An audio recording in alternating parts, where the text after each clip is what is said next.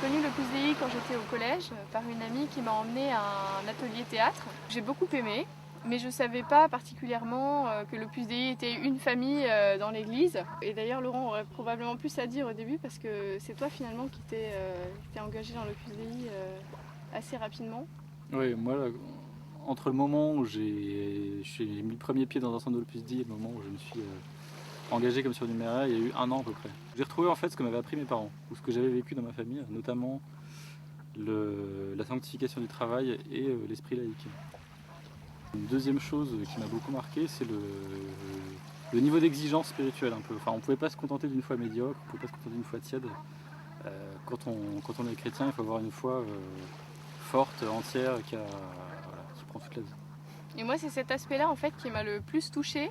Et l'unité de vie en fait que l'Opus Dei nous aide à avoir entre tous les domaines de notre journée, le travail, la famille, la prière, c'est quelque chose qui m'a beaucoup frappée et c'est vraiment là que j'ai senti que Dieu m'appelait, c'était d'avoir plus cette unité entre toutes les différentes composantes de ma vie et que tout était en lui, pour lui.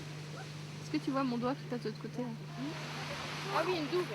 On va le faire après.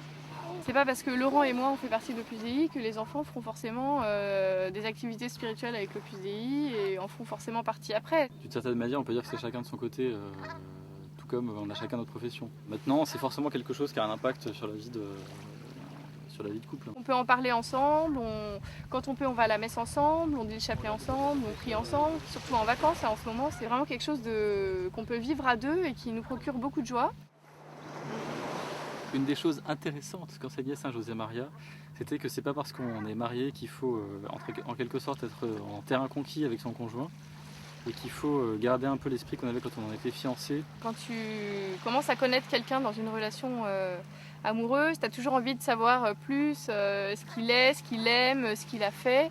Et ben pour moi c'est ça, c'est dans la vie de couple, toujours s'intéresser à ce que Laurent a fait dans sa journée, qu'il a rencontré et à pas penser que je le connais parce que ça y est, ça fait 6 ans qu'on est mariés et que je connais tout ce qu'il aime. Et non, parce que en fait on peut être toujours surpris par son mari. Voilà, et ça me paraît vraiment important de garder cet esprit. En fait, pour moi, c'est ça l'esprit de fiancé. Et c'est ce qui permet de s'aimer de façon renouvelée tous les jours. L'araignée sur le plancher, tricotait des bottes, Dans un flacon, les maçons,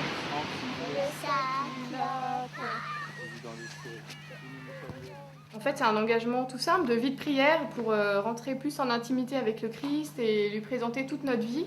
Dans l'Opus Dei, on nous apprend beaucoup à être concret en fait dans le chemin qu'on fait avec Dieu, c'est-à-dire d'identifier vraiment les points sur lesquels on peut s'améliorer, par exemple.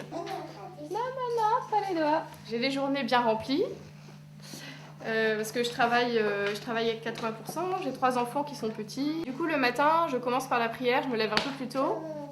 Et c'est ce qui me permet après de garder la paix dans la journée, même quand j'ai l'impression que je ne vais pas réussir à faire tout ce que j'ai à faire, et d'avoir des vrais moments, au travail d'être à mon travail, à la maison d'être vraiment avec les enfants, et quand je suis avec Dieu, d'être vraiment avec lui, et si je peux, j'essaye de trouver des moments au calme. Le mieux c'est quand je peux être dans une église, mais sinon dans ma chambre le matin, je suis sûre d'avoir un moment de calme pour parler tranquillement avec Dieu. Beaucoup de gens me disent que mon engagement dans l'Opus Dei est contraignant. C'est vrai que c'est exigeant, mais grâce à cette régularité dans la vie de prière, j'acquiers beaucoup de paix et de liberté intérieure et ça m'aide à vivre mes journées bien remplies, sereinement. Se tricotait des bottes, les maçons dans un flacon. Voilà, les vacances sont finies. On va reprendre le rythme trépidant de la vie parisienne.